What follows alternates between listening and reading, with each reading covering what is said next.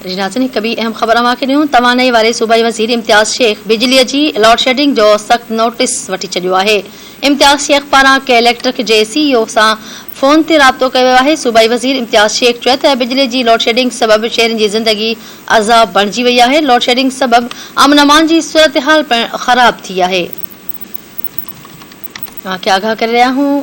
तवानाई वारे सूबाई वज़ीर इम्तियाज़ शेख बिजली जी डिघी लोड शेडिंग जो सख़्त नोटिस वरितो आहे। इम्तियाज़ शेख पारां इलेक्ट्रिक जे CEO सां फ़ोन ते राब्तो कयो वियो आहे। सूबाई वज़ीर इम्तियाज़ शेख चयो आहे त बिजली जी लोड शेडिंग जे करे शहरनि जी ज़िंदगी अज़ाब बणिजी वई आहे। लोड शेडिंग जे करे अमन अमान जी सूरत-हाल पिणु ख़राब थी रही आहे। तव्हांखे आगाह कयूं पिया। तवानाई वारे सूबाई वज़ीर इम्तियाज़ शेख बिजली जी लोड शेडिंग जो नोटिस वठी छॾियो आहे।